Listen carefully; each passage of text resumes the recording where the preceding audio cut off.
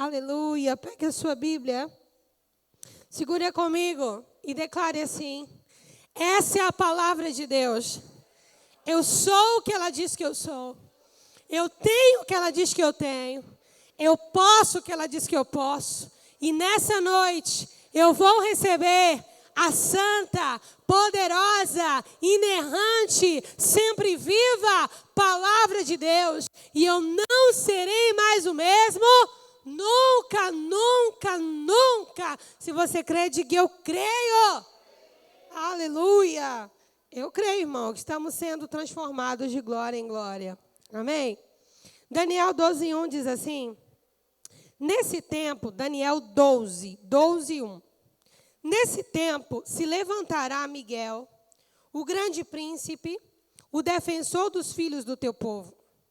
E haverá tempo de angústia, qual nunca houve, desde que houve nação até aquele tempo. Mas naquele tempo será salvo o teu povo.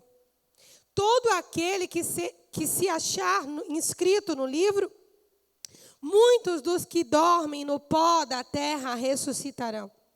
Uns para a vida eterna e outros para vergonha e horror eterno. Os que forem sábios, pois, resplandecerão como o fulgor do firmamento. Diga isso comigo. Os que forem sábios, resplandecerão como o fulgor do firmamento. E os que há muito conduzem a justiça, como as estrelas, sempre, eternamente. Tu, porém, Daniel, encerra e sela o livro, até ao tempo do fim. Muitos o esquadrinharão e o saber se multiplicará. Diga amém. Pai, muito obrigada pela sua palavra. Nós oramos te pedindo, Senhor, revelação, discernimento, Pai. Oramos para que o Senhor abra a sua palavra para nós, que o Senhor glorifique o seu nome através da tua palavra. Estamos sentados na tua mesa, Senhor, somos teus filhos. Estamos abertos, com o coração atento, reverente, disposto e faminto, Pai, para receber a sua palavra. Fala conosco nessa noite, em nome de Jesus. Diga amém. Glória a Deus. Daniel, ele teve uma visão, aliás, uma série de visões, que datavam a partir do reinado em que ele estava inserido, até o último reinado, o último império, e também o pós-último império. Deus mostrou a Daniel, através da figura de uma estátua, os reinos que sucederiam e o que iria acontecer no final desses reinos, e revelou a Daniel o tempo do fim. Enquanto Daniel tem esse discernimento, inclusive mais detalhado, através de outras profecias, a palavra do Senhor diz para ele uma característica interessante. É que no final desse tempo, seria um tempo de angústia, tal qual nunca houve desde que nação passou a existir, até a última nação. Isso significa que o sofrimento do dilúvio, a crueldade de Hitler e tudo que a gente já viu de mais aterrorizante, desde que o mundo é mundo até os nossos dias, toda a tortura oriental, toda a perseguição à igreja, tudo que a gente já viu de mais maquiavélico possível, ainda assim, não vai se comparar com esse tempo. Você está comigo?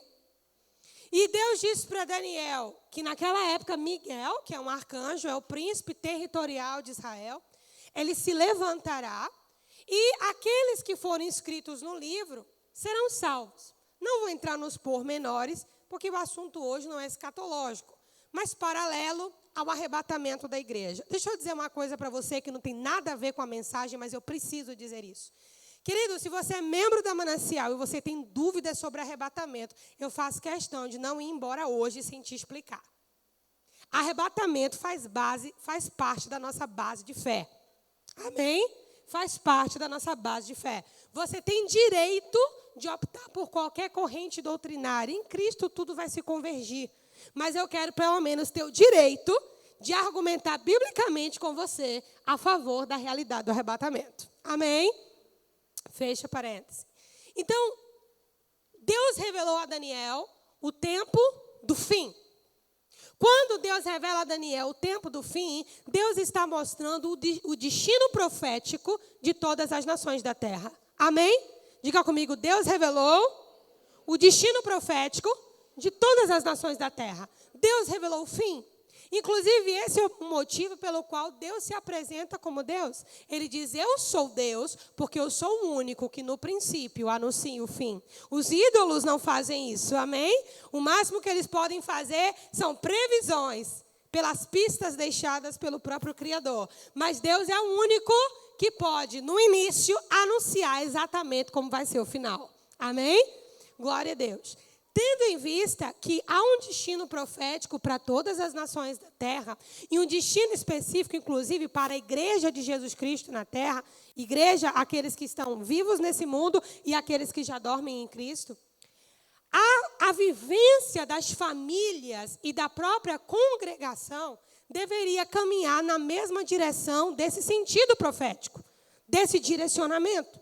A conversa das famílias na mesa, a instrução com os filhos, a conversa entre os cônjuges, os assuntos falados na igreja, as canções cantadas na igreja, tudo isso deveria corroborar e no mesmo sentido do destino profético anunciado por Deus. Você está comigo? E não apenas anunciado por Deus a Daniel, mas confirmado na pessoa do próprio Jesus Cristo. Amém? Como está escrito, não amem o mundo. João diz, nem o que há no mundo. Aquele que ama o mundo, o amor do Pai não está nele. Como a Bíblia diz, que aquele que se constitui amigo do mundo, imediatamente também se constitui inimigo de Deus. A Bíblia diz, não ajunteis tesouros nessa terra. A Bíblia diz que nós devemos estender a mão ao pobre. A Bíblia diz sobre amar ao próximo. A Bíblia dá um padrão de como nós devemos viver. Você está comigo? E todo esse padrão anunciado por Jesus Cristo no Novo Testamento, ele é um caminho que está alinhado com esse destino profético anunciado por Daniel. Você está comigo? E posteriormente por João na ilha de Patmos, onde nós temos acesso, por causa de João, à revelação do Apocalipse. Durante vários anos da igreja, nós tivemos inicialmente, lá no início do movimento protestante, nós tivemos acesso às Escrituras, acesso à Bíblia e o direito de interpretá-la. Antes disso, a Igreja Católica detinha esse conhecimento e eles davam a interpretação do que estava em poder deles. Com a reforma protestante, o advento da imprensa, o povo agora tem acesso à Bíblia e eles começam a interpretá-la. Isso, de um certo modo, é muito positivo. Mas, como tudo que é bom, irmãos, em algum momento, se não for bem trabalhado, tem seu lado ruim. Então, várias doutrinas e falsas doutrinas começaram a surgir a partir da Bíblia livre. Você está comigo? E várias doutrinas que eu não vou citar aqui, porque também não é o assunto. Depois que a gente terminar essa série sobre família, eu quero reabrir uma série que eu preguei lá no outro tempo. Por que o cristianismo, entre outras religiões, quando a gente faz o comparativo com as principais religiões do mundo, né? Mas as pessoas começaram a interpretar a Bíblia. E daí surgiram muitas doutrinas.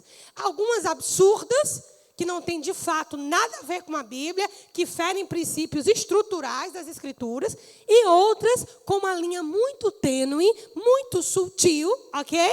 Que levou a igreja a perder esse direcionamento profético, esse caminhar para onde eles deveriam estar indo. Você está comigo? A saída do povo, só um momento, quando você olhar para Israel, a história de Israel, desde o momento que Deus chama Abraão, até a multiplicação deles, o José vendido no Egito, a saída do povo do Egito, entenda, isso aí é a leitura do que vai se consumar em Cristo. Amém? É a mesma coisa, ok? Então, quando a gente vê o povo saindo do Egito, o povo liberto do domínio de Faraó, se cumpre o que está escrito. Nós fomos o quê? Ele nos libertou do império das trevas e nos transportou para o reino do Filho do seu amor. Isso aconteceu com a gente. Só que como que aconteceu essa caminhada no deserto? Deus era a direção. Você está comigo? Deus dava a direção. Deus direcionava. E nós nos perdemos em muitas doutrinas. Uma delas, a teologia da prosperidade. Outras mais recentes, como o advento do evangelho coach. Outras que focam em milagres e dons. E as pessoas vão pegando fragmentos do evangelho e vão construindo um império teológico fundamentado em uma esfera do caráter de Deus. As nossas crianças do Kids estão aprendendo que os atributos de Deus não operam separadamente. São apenas faces de um mesmo ser. Quando a Bíblia fala sobre os 7 Espíritos de Deus, os 7 olhos de Deus, isso aqui, 7, dentro do hebraico, é uma completude. Então, embora Deus se revele por facetas, elas não são antagônicas, elas são apenas partes de um mesmo ser. Então, nós temos vivido de um tempo para cá o resgate do evangelho genuíno. Você está comigo? E esse evangelho genuíno, ele considera todas as bases do caráter de Deus. A sua justiça, o seu amor, a sua misericórdia, o seu perdão e, principalmente, toda a estrutura profética narrada nas Escrituras. Agora, as nossas famílias e igrejas precisam voltar para aquele direcionamento profético que foi perdido. E que o último registro que nós temos é o da igreja primitiva. Amém? É o último registro que nós temos de uma comunidade caminhando nessa direção profética do que Daniel profetizou e das palavras de Jesus. Então, hoje, uma das coisas que eu quero dividir com vocês, e aí agora sim nós vamos para o tema da palavra, né? Uma família de guardiões. Guardiões do quê? Guardiões de quem? Eu acho que eu coloquei um slide aí para vocês, né? Com o tema da mensagem. Guardiões do quê? Guardiões de quem? Quando nós não temos noção de que temos um tesouro em nós guardado, nós vivemos da mesma forma que o mundo vive. Você está comigo? A Bíblia diz que Deus colocou os seus tesouros em vasos de barro. Quem são esses vasos de barro? Nós. Amém? Nós somos os vasos de barro. E o tesouro está em nós. E nós temos alguma coisa para guardar. Quando nós não entendemos que precisamos guardar alguma coisa, que nós somos guardiões, que tem alguém de olho naquilo que a gente tem, e agora eu não me refiro aos bens materiais, mas algo que Deus colocou dentro dessa estrutura de barro que somos eu e você. Quando nós não discernimos isso, irmãos, nós não somos guardiões de nada, somos roubados o tempo todo e perdemos a direção. A gente pode não estar no sentido contrário, mas a gente perdeu a direção. Estamos por aqui, tateando quando nós não precisávamos tatear, uma vez que Jesus já deixou um caminho estabelecido. Então, o que é uma família de guardiões? Uma família que entende o seu destino profético. Diga comigo, uma família de guardiões. É uma família que entende o seu destino profético. E agora não reduza isso aos seus sonhos pessoais. Amplie isso à revelação da palavra de Deus. Amém? Quanto aos seus sonhos pessoais, deleita-te no Senhor. Amém? E Ele satisfará o desejo do seu coração. E eu te digo, não todos. Aqueles que sobrarem. Porque uma vez que você se deleita em Deus, dificilmente você começa a ter outros desejos. Porque você está tão satisfeito no Senhor. Amém? Então, o desejo que sobrar, Ele vai satisfazer. Mas deleite-te no Senhor. Mas agora eu não quero falar sobre isso. Eu quero que você amplie a sua visão. Então, uma família de guardiões, inicialmente, é uma família que reconhece o seu destino profético. Abra comigo em Hebreus 13, verso 14. Hebreus 13, verso 14.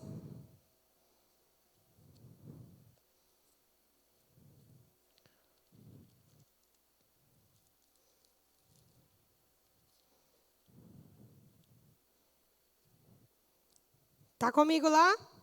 Hebreus 13, 14 diz assim: na verdade, não temos aqui cidade permanente, mas buscamos a que há de vir. Por meio de Jesus, pois, ofereçamos a Deus sempre sacrifício de louvor, que é o fruto dos lábios que confessam o seu nome. Não negligencieis igualmente a prática do bem, a mútua cooperação, pois de tais sacrifícios Deus se agrada. Obedecei os vossos líderes ou guias e sede submissos para com ele, pois velam por vossa alma como quem deve prestar contas, para que façam isso com alegria e não gemendo, porque isso não aproveita a vós outros. Eu posso ler de novo? Vamos lá, verso 14. Na verdade, não temos aqui cidade permanente. Na verdade, não temos aqui cidade permanente, mas buscamos a que há de vir.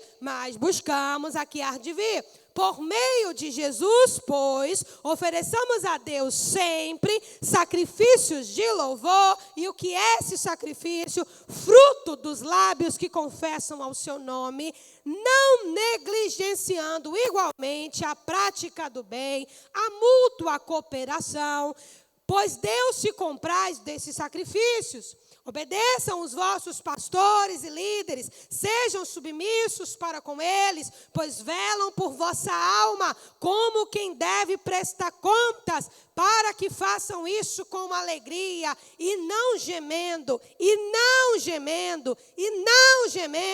porque isso não aproveita a vós outros. Diga amém. O que a Bíblia está ensinando aqui, dentre tantas coisas? Olha, você não tem uma cidade permanente aqui. Então não viva como se aqui fosse o último estágio da sua vida.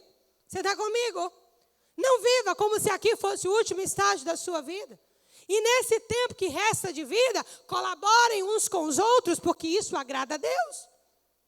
O fruto dos lábios de vocês sejam frutos de pessoas que invocam o nome do Senhor. Deus se importa com o que a gente fala. Deus se importa com o jeito que a gente fala. Deus se importa com a motivação que a gente fala. Deus se importa com as nossas palavras. Amém, queridos? E aí ele conclui dizendo, e se submetam aos vossos líderes, aos vossos pastores, porque eles velam pela alma de vocês, como quem vai prestar conta sobre vocês, e que eles façam isso com alegria, e não façam isso gemendo, porque isso não vai ter proveito. Em outras palavras, não adianta você estar dentro de uma igreja, debaixo de uma liderança pastoral, que você não está de fato submetido, que você de fato não está alinhado, que você de fato não está na visão, porque isso vai trazer gemido para os pastores e não vai aproveitar nada para você. Quem está comigo, diga amém. Então, uma família de guardiões, em primeira instância, é uma família que reconhece o seu destino profético. Coloca isso na boca dos seus filhos. Coloca isso no dia a dia da sua casa. Nosso lugar não é aqui. Deus está nos preparando lugar. Qualquer lugar que Deus nos colocar alto aqui, qualquer coisa que nós conquistarmos aqui, é para a glória do nome do Senhor Jesus. É para que os outros vejam Cristo em nós. É porque estamos acessando lugares para que o reino chegue lá. Coloca isso na boca dos seus filhos. Coloca isso na sua boca. Coloca isso na sua vivência. Uma família de guardiões, diga, essa é a minha família. É uma família que, em primeiro lugar, reconhece o seu destino profético. Em segundo lugar, irmãos, é uma família que guarda a luz e não permite que a lâmpada se apague. Diga comigo, uma família que guarda a luz e não permite que a lâmpada se apague. Agora abra comigo no Salmo 18, verso 28. Salmo 18, verso 28. Está comigo lá? Diz assim: porque fazes resplandecer a minha lâmpada, o Senhor meu Deus derrama luz nas minhas trevas. Oh, glória a Deus. Porque fazes resplandecer a minha lâmpada, o Senhor meu Deus, diga o Senhor meu Deus, derrama luz sobre as minhas trevas. É uma família que mantém a lâmpada do Senhor acesa. Essa chama não se apaga. É a partir dessa lâmpada que eles enfrentam as dificuldades. É a partir dessa lâmpada que eles passam pelas dificuldades, pelos prejuízos. É a partir dessa lâmpada que eles encaram os lugares altos e as bênçãos do Senhor. É a partir da própria lâmpada do Senhor. E quando eles estão em trevas, o Senhor derrama luz sobre as minhas trevas.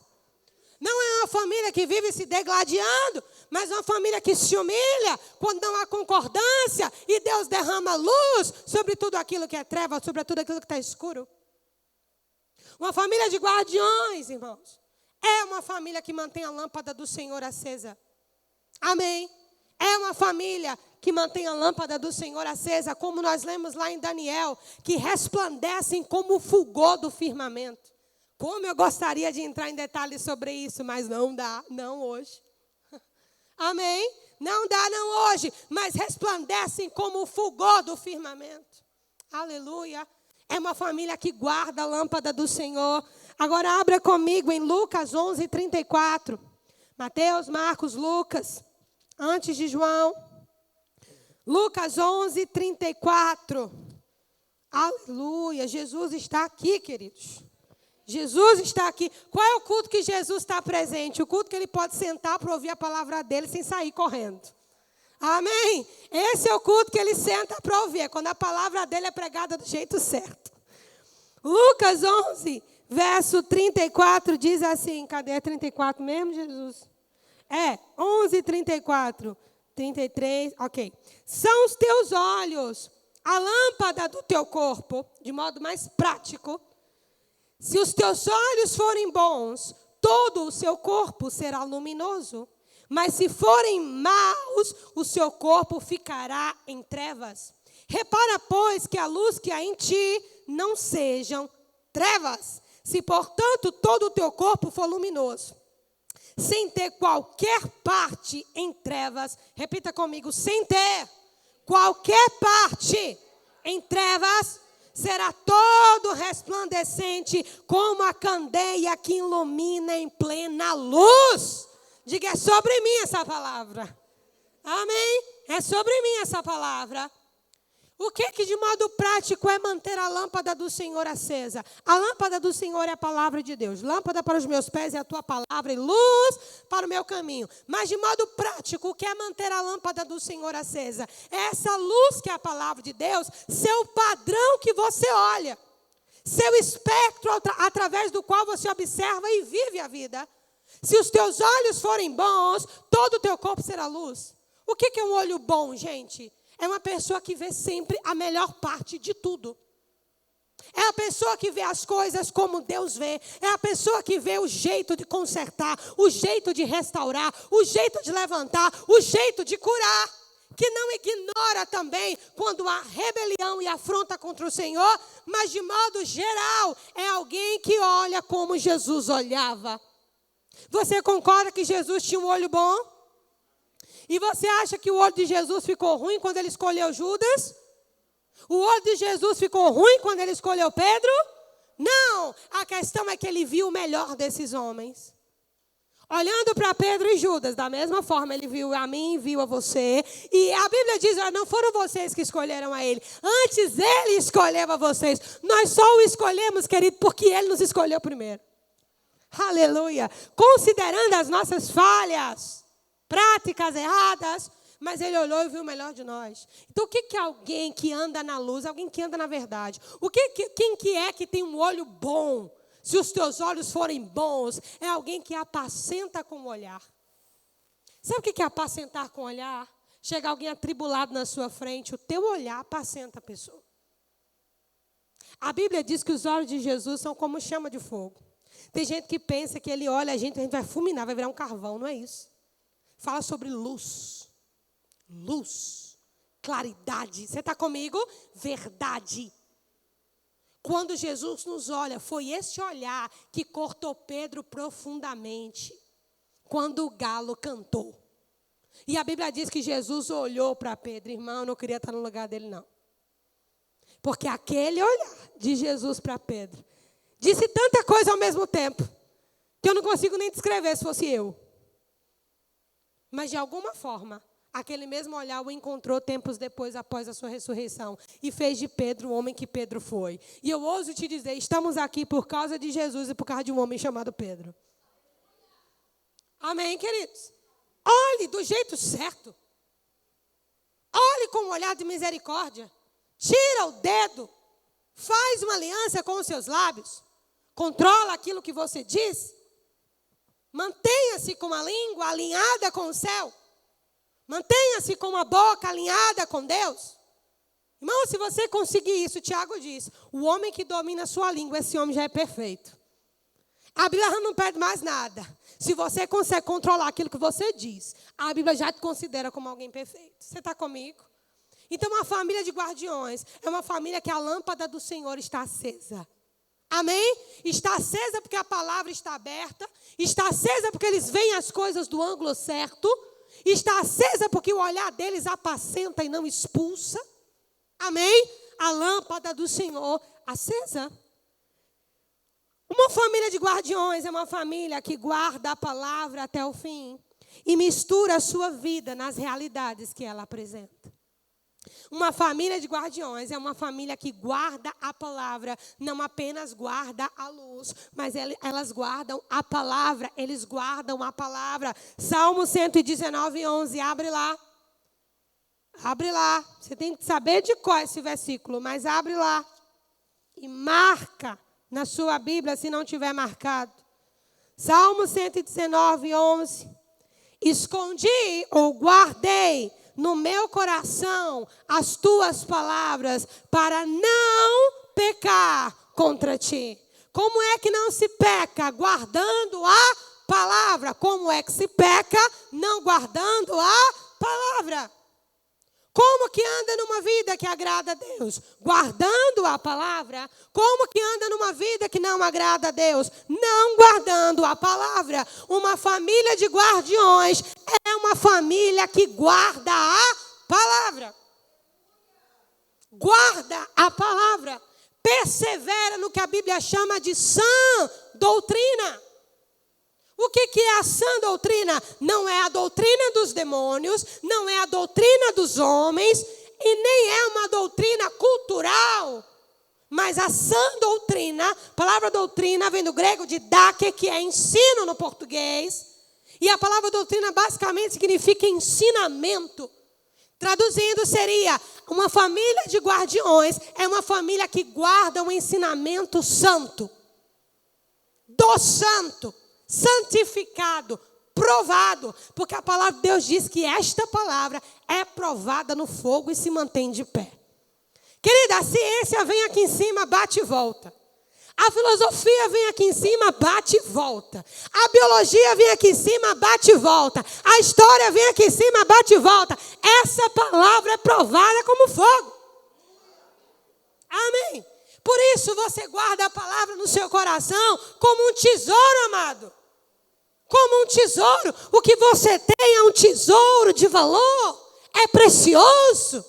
Guarde a sua palavra, a palavra de Deus no seu coração. Quando você fizer isso, a incidência no pecado vai tender a diminuir. Até o momento que você vai se equilibrar. E pecar será um tropeço. E não mais uma intenção desregulada de uma alma inconstante. Mas um tropeço. Você está comigo? Guarda a palavra e ensina teus filhos a guardarem a palavra. Ensina a sua mulher. A Bíblia diz que o homem de Deus lava a sua esposa com a palavra. Lave sua esposa com a palavra. Você não tem esposa, lave a si mesmo com a palavra. Lave seus filhos. Você não tem marido, lave a si mesmo com a palavra. Jesus disse para os discípulos, vocês já estão limpos pela palavra que eu tenho pregado para vocês. Porque a palavra de Deus limpa. Aleluia. Então uma família de guardiões é uma família que guarda a palavra. Guarda, compreende, entende. Você não precisa discutir filosofia, história, biologia, teologia. Você não precisa discutir nada disso. Porque tudo isso esbarra se você for uma prova viva de tudo que essa Bíblia diz. Você está comigo? É como um cego. Eu não via, mas agora eu vejo. Quem vai dizer o contrário? Amém?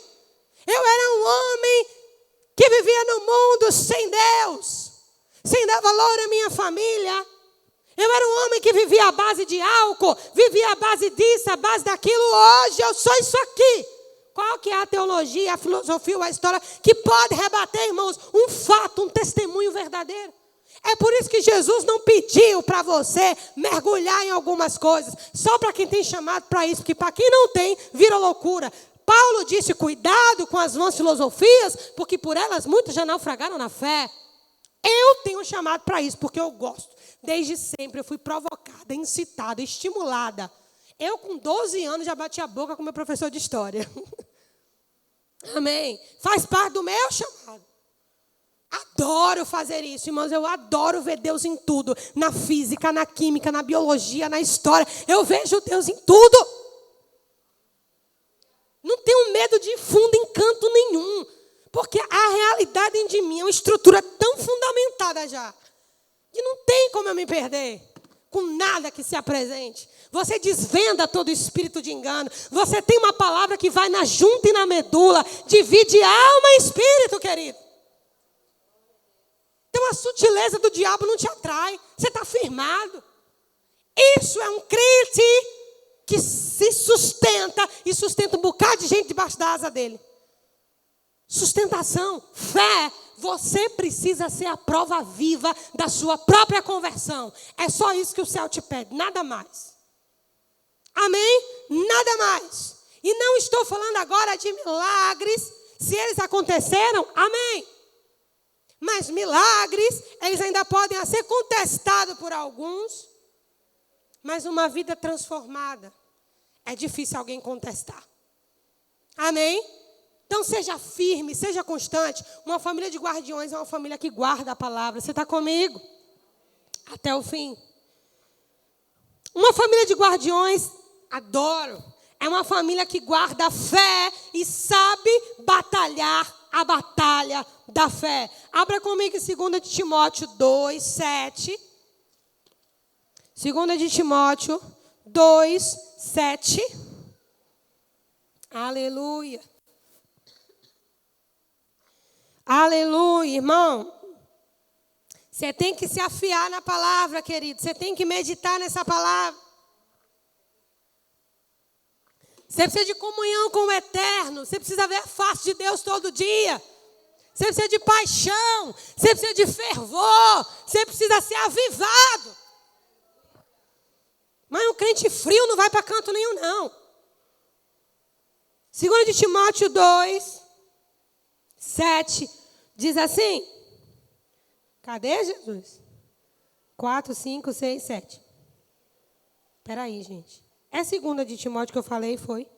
Então é 1 Timóteo. É, 1 de Timóteo.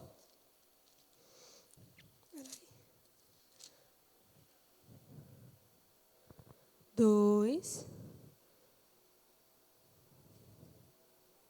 Ô, gente, peraí. Onde é que está escrito? Combati o bom combate.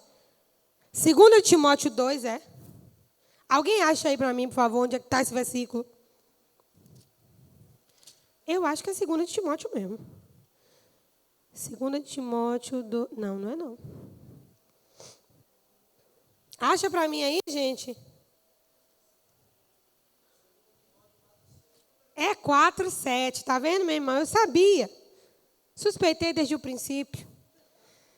2 de Timóteo 4, 7. Vamos lá. Combati o bom combate. Completei a minha carreira, não a carreira dos outros. Completei a minha carreira e guardei a minha fé. Ô, irmão, isso é um crente de verdade. Um crente que dá gosto. Um crente que não entrega a sua fé por nada. Não entrega a sua fé uma enfermidade. Não entrega a sua fé uma desilusão. Não entrega a sua fé uma traição. Não entrega a sua fé uma calúnia. Não entrega a sua fé para nada. Mas chega no fim da vida como alguém que guardou um tesouro precioso. Uma família de guardiões é uma família que guarda a fé. E ensina os meninos a guardar a fé também.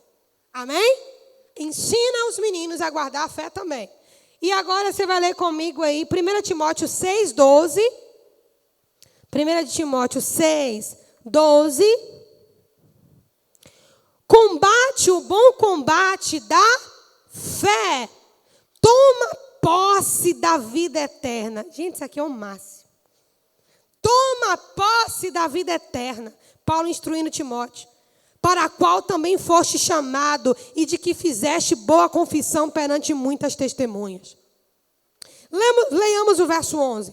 Tu, porém, ó homem de Deus, foge dessas coisas. Depois você lê os que é as falsas coisas. É mentira e riquezas.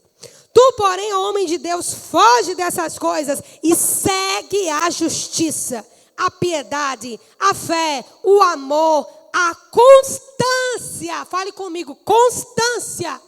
Diga de novo, constância. Diga de novo, constância. Agora diga comigo, mansidão. Diga de novo, mansidão. Diga de novo, mansidão. A igreja caminha no amor e na justiça, mas esquece da constância e da mansidão. Aí ele vai no verso 12. Combate esse bom combate. Falando com Timóteo. Tome posse, homem, da vida eterna, para a qual você foi chamado, e você já fez confissão disso perante tantas testemunhas. E nessa noite o Espírito de Deus está bradando no seu coração. Tome posse da vida eterna, querido. Tome posse dessa realidade. Tome posse de que mundo você pertence. Uma vez que você já fez essa confissão, você está comigo? Tome posse. Em outro momento, Paulo diz para Timóteo: tu, pois, meu filho, fortifica-te na graça que é em Cristo Jesus. Em outro momento ele diz: meu filho, não despreze a profecia. Lembra do dom que tu recebeu por imposição de mão minha e do presbitério. Paulo lembrando a Timóteo, avivando Timóteo com a palavra. Vou te fazer uma pergunta que vai te rasgar. Quem que você ouve? O que é que essas pessoas falam para você? Você é resultado daquilo que você escuta, daquilo que você dá atenção. A fé vem por ouvir, o ouvir da palavra de Deus. Se tu está ouvindo gente que não tem comunhão com Deus, tu vai pelo mesmo caminho. Se tu ouve gente frio, daqui a pouco tu está gelado. Aleluia. Pode dizer amém, porque é assim mesmo. Você precisa ouvir gente que te alinha, gente que chama para conserto, para buscar a Deus, gente que tem prazer no Senhor. Agora não, ouve um tanto de besteira e quer ter uma vida avivada, não vai ter. Não vai ter. Tu ouve futilidade, tu vai ser alguém fútil. Agora escuta a palavra, ouve. Timóteo foi quem foi, porque ele ouvia um homem incendiado como Paulo. Você está comigo? Paulo estava preso, irmão, mas estava pregando por meio das cartas. Paulo estava preso, quando ele estava preso numa residência, que era a residência dele, ele ainda recebia gente para pregar enquanto ele estava preso. A gente prega no presídio, pois Paulo, no presídio, o povo ia até lá para ouvir ele pregar. Amém? Um homem incendiado. Então, uma família de guardiões é uma família que guarda a fé. E não apenas isso, sabe batalhar a batalha da fé. Vou te fazer uma pergunta e daqui a pouco nós já vamos encerrar, só falta um ponto. Você sabe como é que batalha a batalha da fé? Você sabe no que consiste isso? Vamos pensar juntos. Batalha é o quê? Guerra. Batalha do quê? Da fé. É uma guerra pelo quê? Pela sua fé. Se a guerra é pela sua fé, qual que é o teu posicionamento?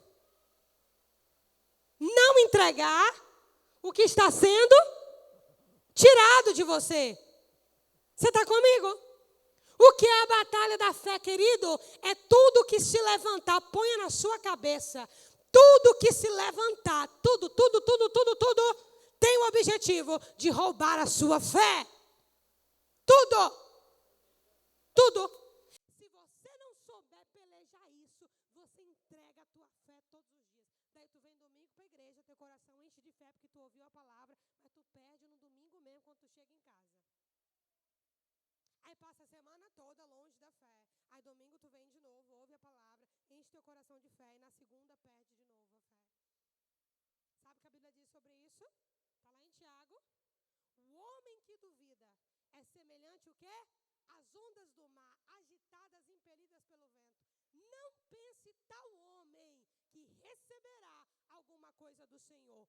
Homem de ânimo dobre, inconstante em todos os seus caminhos. É isso que a Bíblia diz sobre pessoas que se comportam dessa forma. O homem que duvida é semelhante às ondas do mar, agitadas e impelidas pelo vento. Não pense tal homem que receberá alguma coisa do Senhor. Homem de ânimo dobre, inconstante em todos os seus caminhos. Então, querido, você não pode perder a fé. Tu tem que guardar a fé. Você está comigo? Guardar e ensinar seus filhos a guardarem a fé. E quando qualquer coisa se levantar contra você, você vai se levantar decidido. Eu não entrego a minha fé. Eu passo pelas aflições, mas eu não entrego a minha fé. Eu não entrego a minha fé. Eu não entrego a minha fé. Combati o bom combate. Terminei a minha carreira. E guardei até o final a minha fé. E para terminar, uma família de guardiões é uma família que se guarda do engano. Abra comigo em 2 de Pedro, capítulo 3, verso 17. 2 de Pedro, capítulo 3, verso 17. Diz assim: Vós, pois, amados, preveni-vos como estáis de antemão. Acautelai-vos, não suceda que, arrastado pelo erro desses insubordinados, decaias da vossa própria firmeza.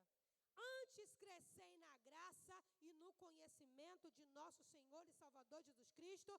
A Ele seja a glória tanto como no dia eterno. Eu vou ler mais uma vez.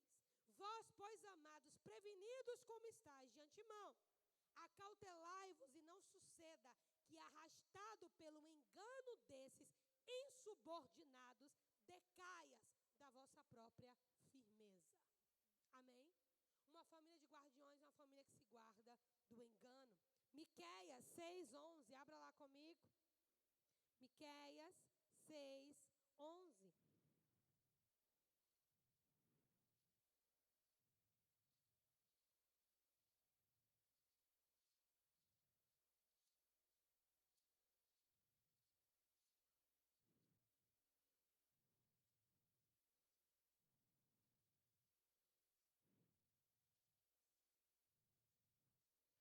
Miqueias 6:11 diz assim: Poderei eu inocentar, isso é Deus falando, poderei eu inocentar balanças falsas e bolsas de pesos enganosos? Poderei eu inocentar balanças falsas e bolsas de pesos enganosos? Deus não lida com engano. Deus não se envolve com engano. Nele há toda verdade e justiça. Então, uma família de guardiões é uma família que se guarda do engano, da mentira. É uma família que se guarda do engano e da mentira. Diga, isso é sobre mim. Amém? Balanças enganosas não é sobre mim, sobre você. Bolsos enganosos não é sobre mim, sobre você. Porque Deus não inocenta o engano. Então, uma família de pessoas, de guardiões, é aquela família que guarda a si mesmo e os seus do engano. Qual que é a mensagem desse século? Engano. Amém? A mensagem desse século é engano. Não entregue seus filhos ao engano. Não entregue seus filhos ao engano. Não entregue seus filhos ao engano. Não se entregue ao engano. Guarde-se do engano. Amém? Diga comigo assim: a minha família se guarda do engano. Guarda a fé. Guarda a palavra. Tem um destino profético. Amém. Isso é sobre você e é sobre mim. uma família de guardiões. Amém? Seja você homem ou mulher, se levante na sua casa como um guardião. Deus colocou os seus tesouros em vasos de barro. E esses vasos somos nós. Somos eu e você. Que nós possamos chegar naquele grande dia, queridos, e dizer como Paulo: eu combati o bom combate. Eu não combati uns combates besta, idiota, sem noção. Eu combati um bom combate. Amém? Eu combati um bom combate. Eu concluí a minha carreira e eu guardei a minha fé. E eu encerro te dizendo, se você ainda não pode ser um exemplo no resultado, se você ainda não pode ser um padrão a ser imitado pelo resultado, seja um padrão a ser imitado pelo processo que você determina seguir até chegar lá. Amém? Paulo disse isso em outras palavras. E quanto a mim, eu não julgo que tenha alcançado nada, mas uma coisa eu faço: eu esqueço das coisas que para trás ficam e prossigo para o alvo, para aquelas que estão adiante de mim. Amém? Se você ainda está vivendo desembaraços, se você ainda está vivendo processos, seja um modelo nisso. Já que você ainda não é um modelo concluído, você é um modelo do processo a ser concluído, mas viva uma vida de modo que possam te imitar. Amém? Como o fulgor do firmamento resplandeça de um jeito ou de outro.